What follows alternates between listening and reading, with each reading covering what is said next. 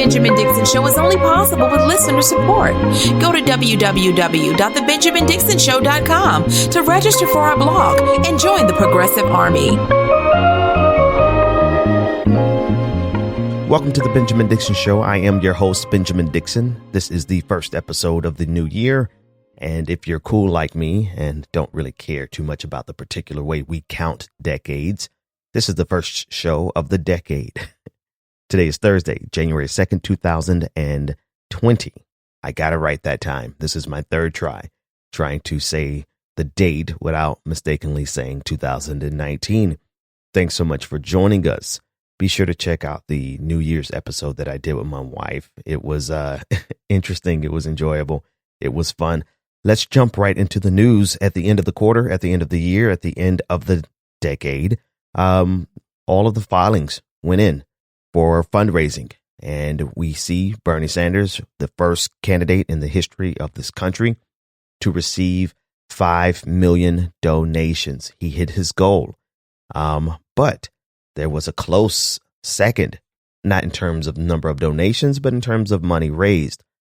Pete Buttigieg raised $25 million in just the last quarter. But he raised it with, I think it was 733,000 donations. Actually, let me correct myself. It was 733,000 unique donors, 2 million donations. Not close. There's a big difference between 2 million and 5 million. But what's going on, to be sure, listen, I'm not going to pull any punches with Pete in 2020 any more than I did in 2019.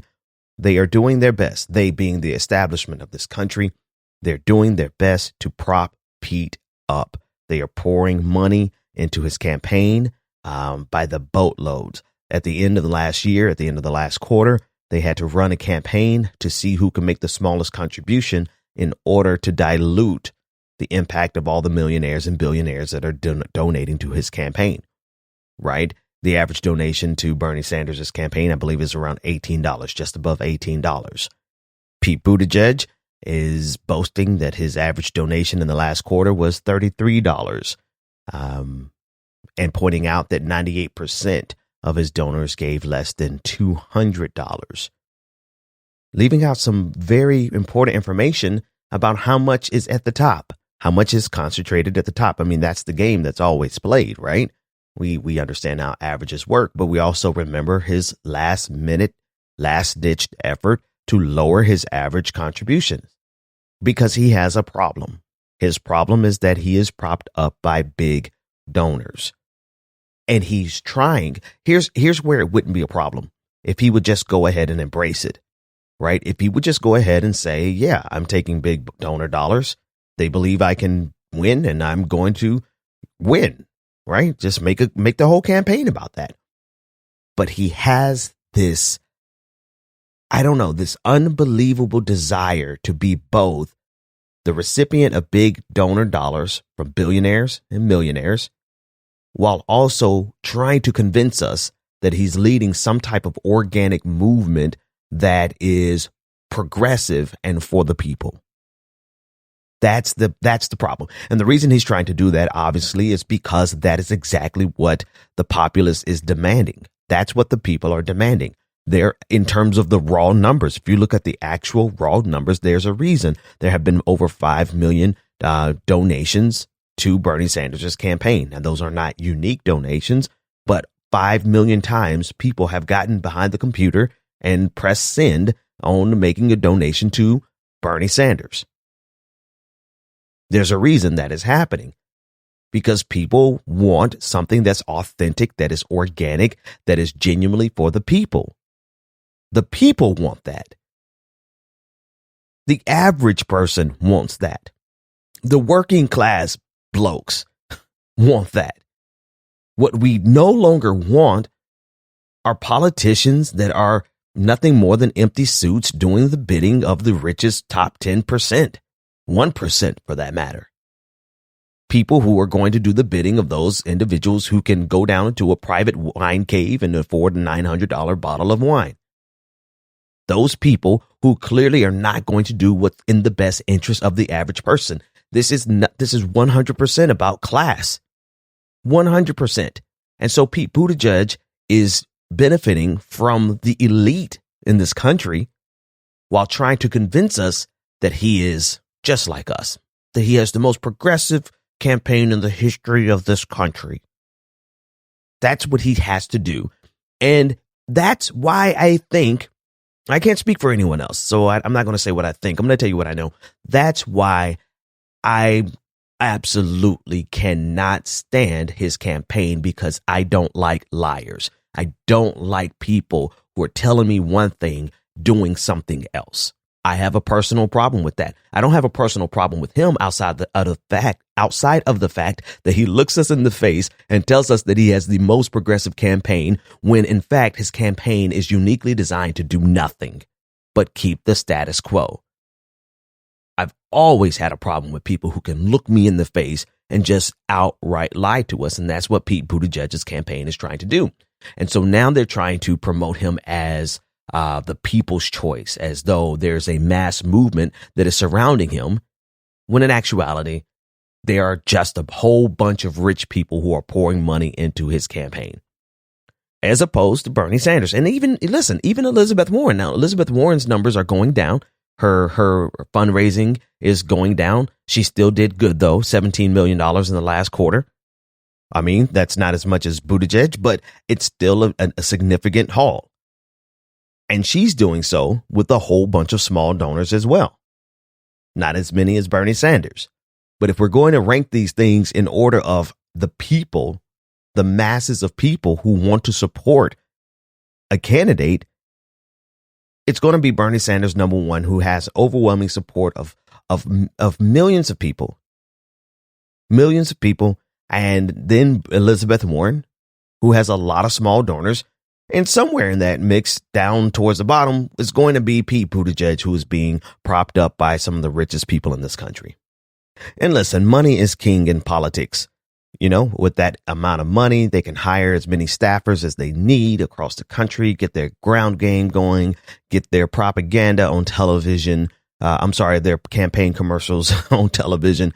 Our system. Politics is a huge. Not politics, campaigns. Campaigns is a tremendously huge industry. I think somewhere around $2 billion a year. If I remember my math right, I was doing the math last week, and it looks like between presidential campaigns and congressional campaigns and local campaigns, it's about $2 billion a year. So every 4 years, it's about $8 billion that is spent on running for office, just running for office, not being in office, not hiring staff to be in office, running for office. And a lot of that money is spent with consultants. And so you have an entire consulting class that is absolutely thrilled with the way this thing works, because it is making them filthy rich. While the rest of us, we are screaming at the top of our lungs, we need campaign finance reform. This amount of money going into our campaigns is exactly why we have the system that we have right now. It's exactly why so many politicians have to stay on the phone for 6 hours a day to raise money, dialing for dollars every single day, not while they're just on the campaign trail, while they are in office.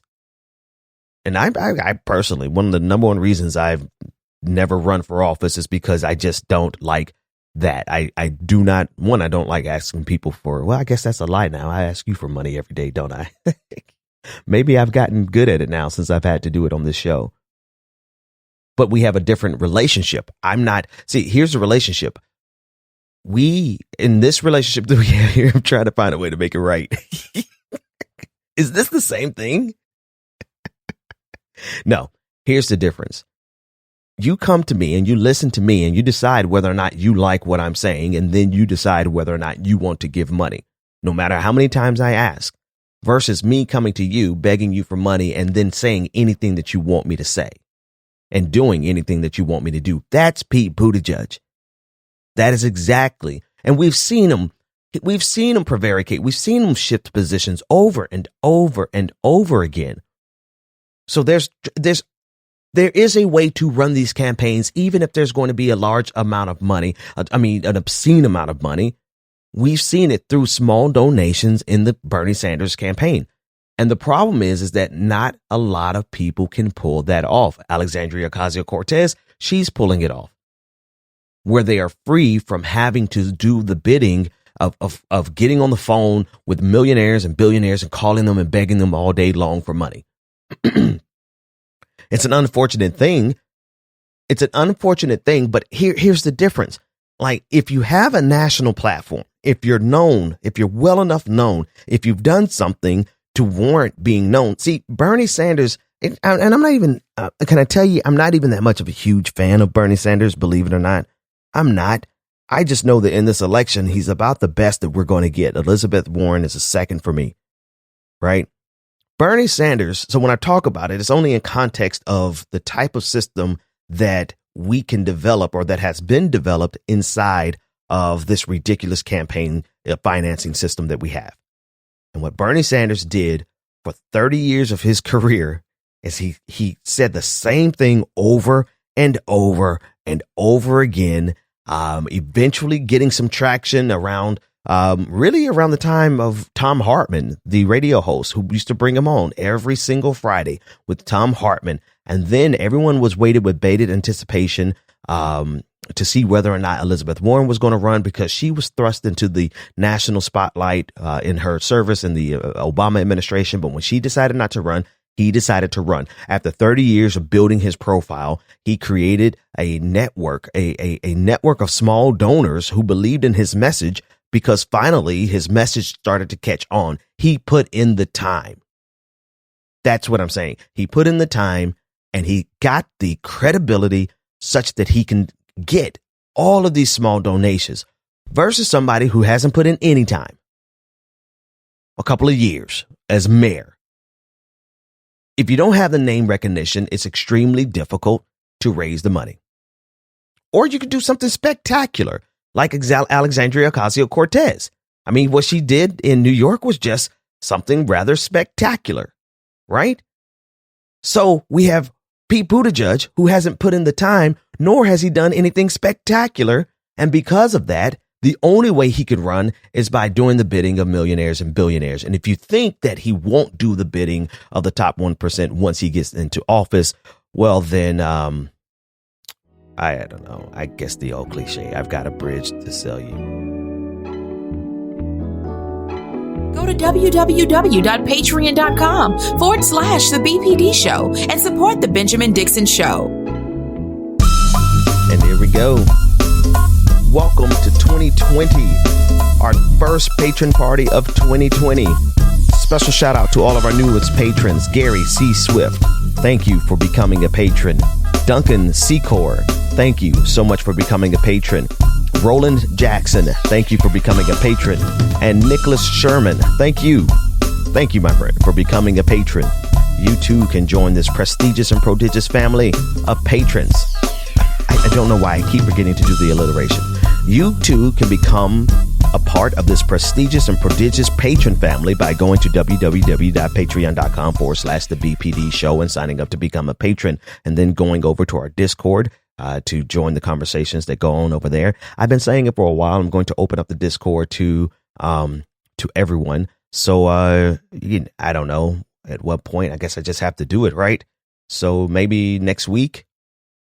I don't know. We'll figure it out. Let's get to the next story. Listen, I've been following. I haven't covered it on the show, but the fires that are taking place in Australia and the destruction, the video, the footage that is coming from there. I mean, the sky is at a certain point was completely red. As far as you can see, I believe 18 people have been killed. 17 are unaccounted for in Victoria's East Gippsland region. I believe 30% of the wildlife I saw on a news report last night, 30% of the wildlife has been killed. And it's like nothing anyone has ever seen. And of course we could scream at the top of our lungs about climate change, but we're seeing it right before our eyes, where not only extreme weather the conditions that create an unstoppable force. An unstoppable force. It's happening right before our eyes, and we're barely reacting to it. Like, it's all happening right now. The devastation, the destruction, we're seeing it right before our eyes on scales that we've never seen in our lifetime. And yet, there's barely any reaction to it. And I don't want to say it's because we're distracted by Donald Trump. That's a part of it. Distractions in general. It's a part of human nature. It's a part of human nature to see things. I mean, this is how anything happens. It doesn't happen all of a sudden.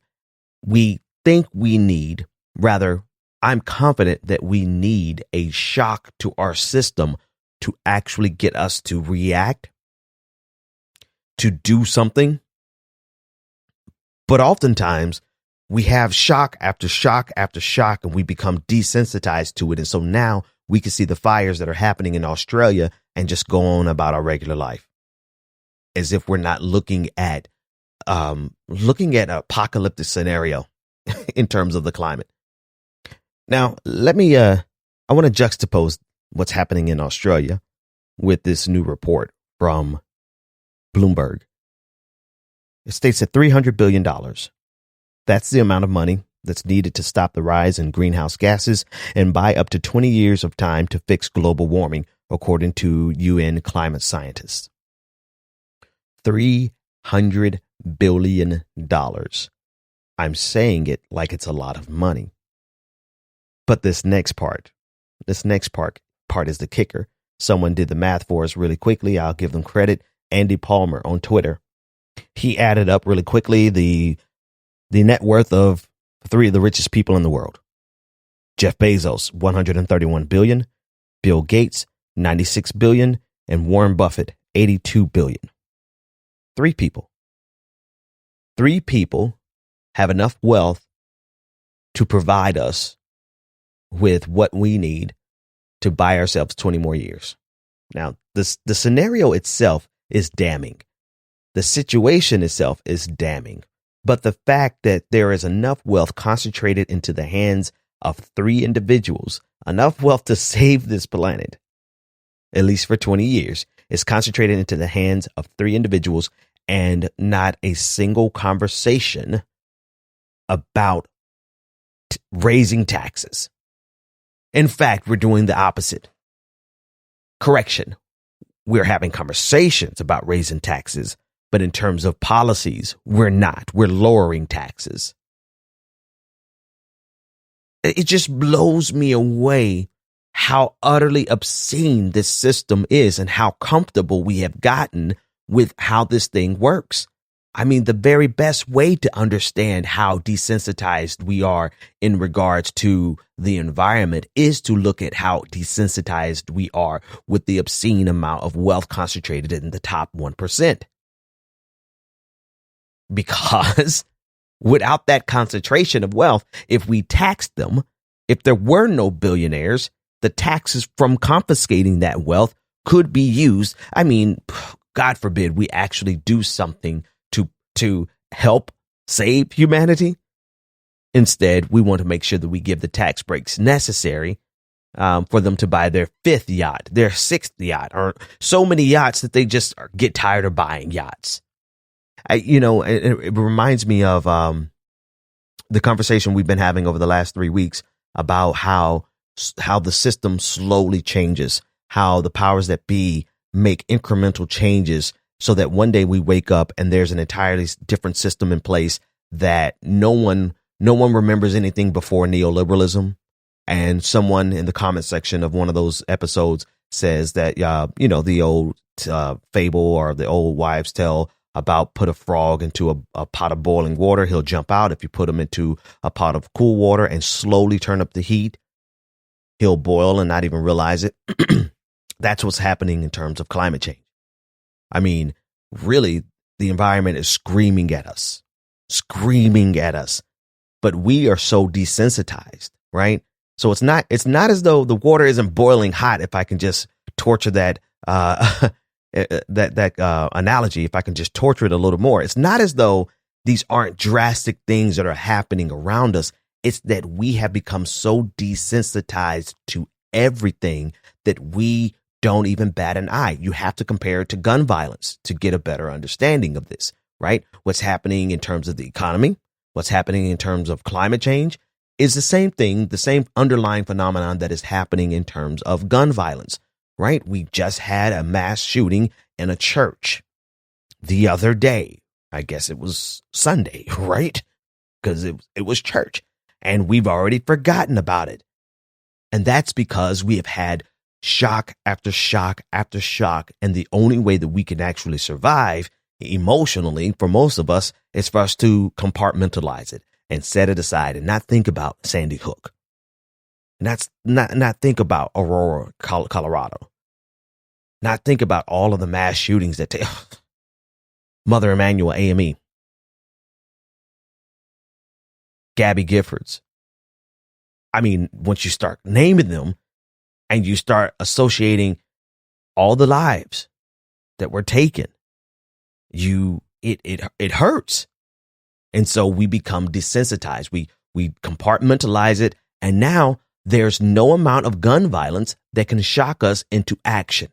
Well, similarly, there's no amount of, short of full on cataclysm, a full on, people, we're all dead, right? Short of that, there's almost like nothing that we can see in terms of climate change. I mean, the wildfires that we have, we're just accustomed to them now. Even though wildfires happen every year, the intensity of them and the frequency clearly increasing. The intensity of our hurricanes, of our storm season, the flooding. I know I'm preaching to the choir, but the diagnosis that I'm trying to give is that somehow, some way, we have to be able to bring a shock, a jolt to our system so that we react. Or better yet, it's too late to be proactive. But if we know what is going on, we have to act, and we have to put people into office that can take action without the need of a jolt to the system, without the need of a cataclysm.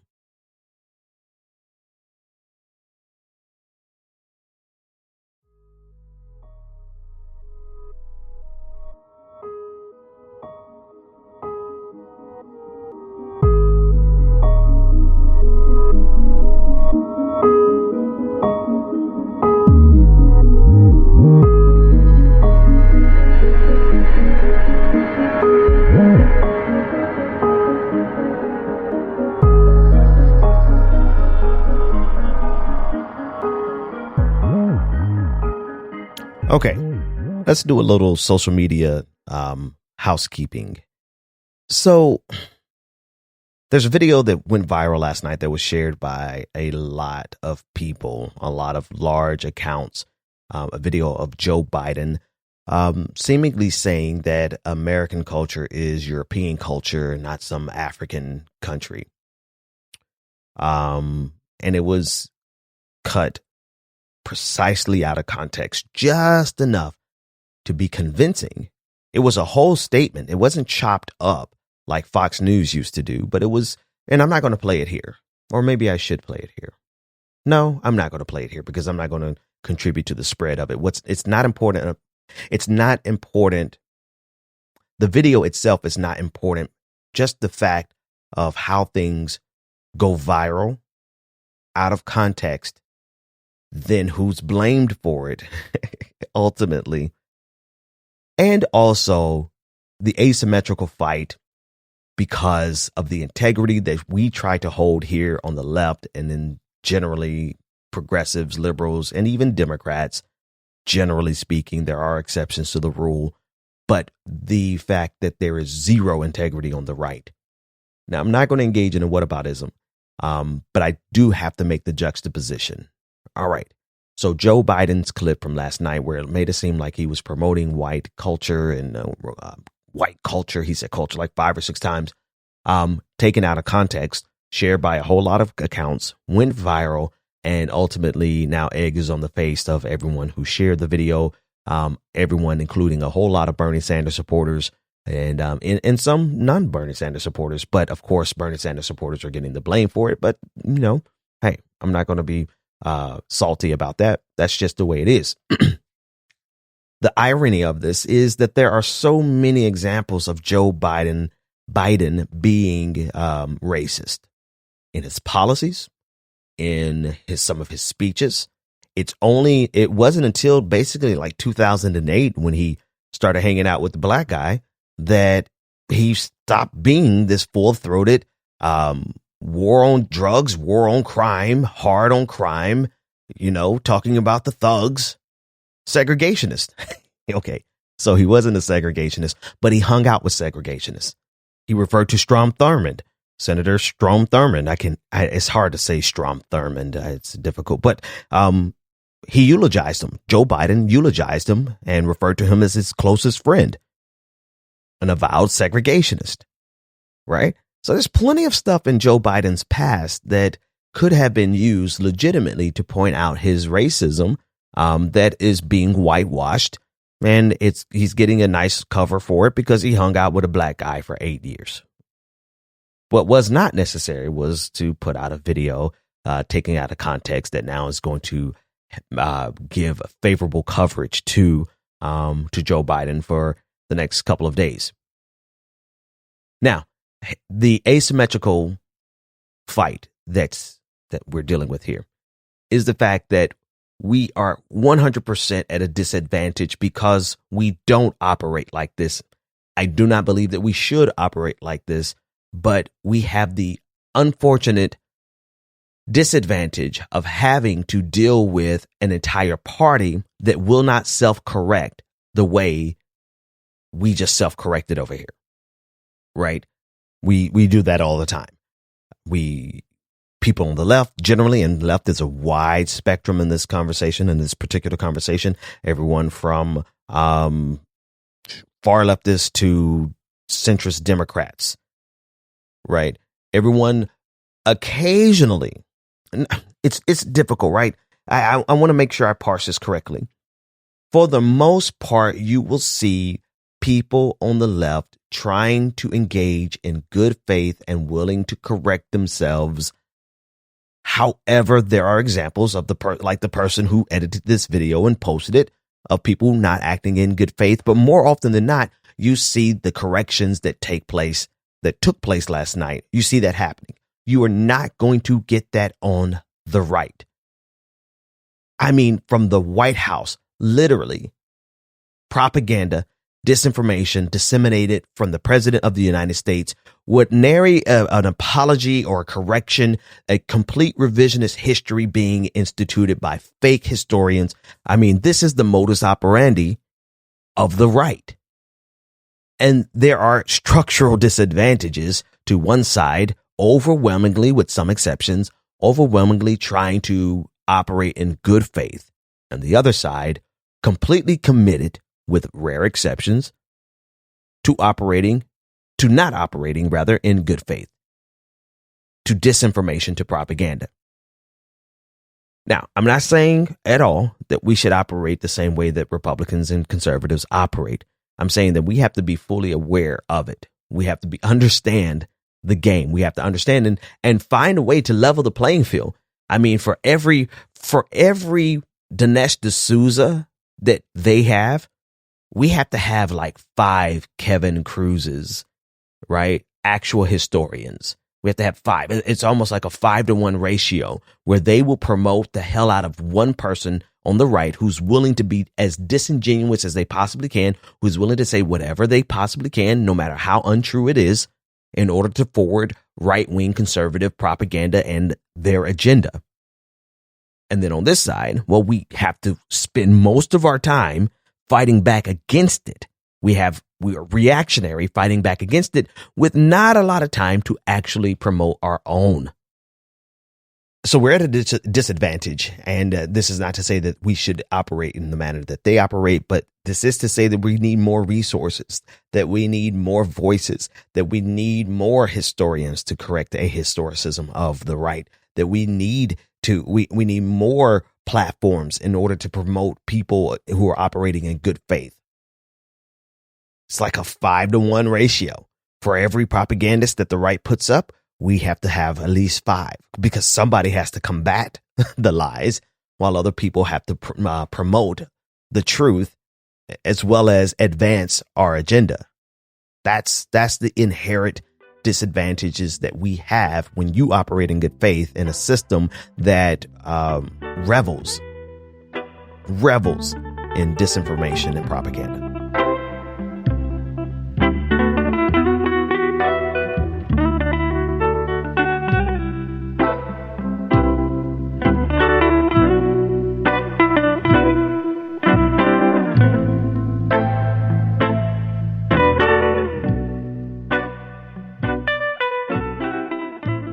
Paul Ryan was correct. When he did the tax code, what's the first thing he decided we had to go after? Social Security and Medicare. Now, we need to do something about Social Security and Medicare. That's the only way you can find room to pay for it. Really, the only way we're going to find room to pay for whatever program he was speaking of at that time, whatever, it doesn't matter. The only way that they could think to pay for programs is by cutting Social Security and Medicare, the very things that people over 65 depend on, not like their life depends on it, because their life depends on it. And it just blows me away that in this country, we have someone like Joe Biden leading in the Democratic nomination, who has shown without question that his way of thinking is so deeply rooted in conservative Republican Ronald Reagan styled economic theory. And he's barely being challenged. He's only being challenged by us on social media, independent media. Right? In fact, the starting paradigm, the framework from which many questions in the debates arise are right-leaning. They support this way of thinking. The only way that we can fix our economy is by taking money and food and out of the mouths and healthcare out of the mouths and the lives of seniors, let alone expanding it to reach to benefit everyone in this country. Just thinking about the fact of SNAP benefits being cut.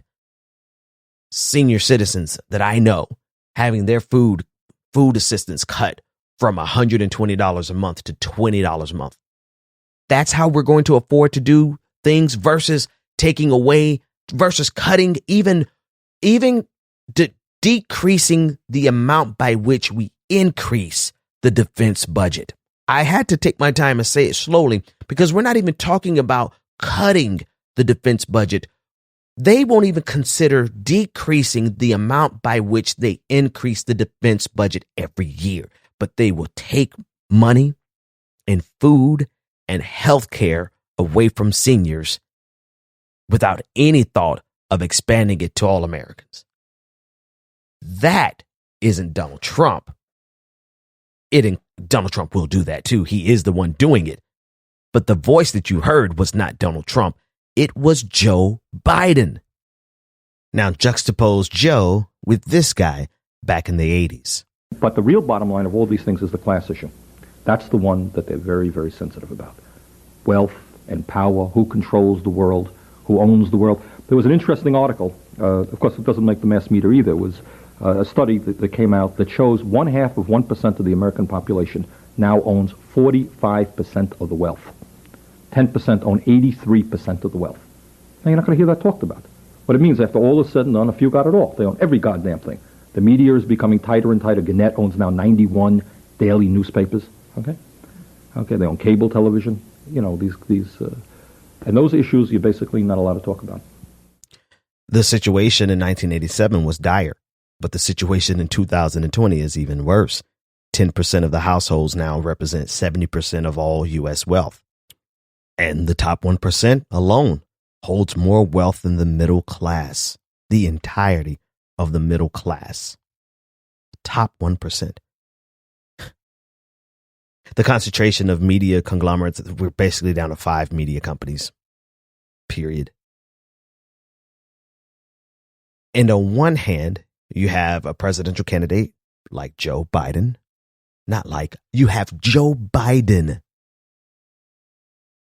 saying throughout almost the entirety of his career, very consistently, all the way up into the recently, saying that we have to consider cutting Social Security and Medicare. While allowing this obscene concentration of wealth, economic power, political power, and media power to be concentrated into the hands of a smaller and smaller group. And then you have the story of what's happening in Australia. The fires like we've never seen in our lifetime. We have a climate disaster, an impending climate disaster that we could buy ourselves some time with just $300 billion. But instead of doing that, instead of raising the taxes on the top 1%,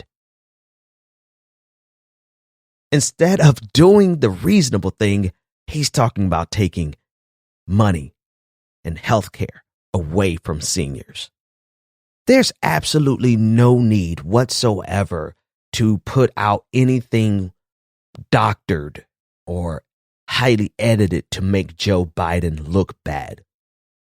His record, what he stands for, what he believes, listen, I don't even care about, you could look outside of his 8 years with Barack Obama. All people are trying to remember is the time that he spent with Barack Obama.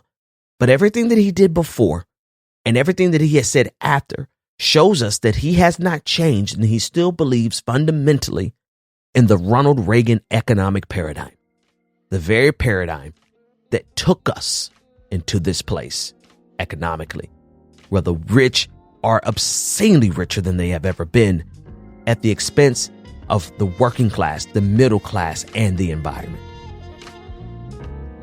I'll see you tomorrow.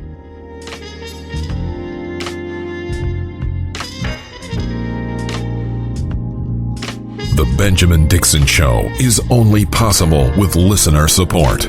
Go to www.patreon.com/The BPD Show and support The Benjamin Dixon Show. If you like this episode, be sure to share, like, and subscribe.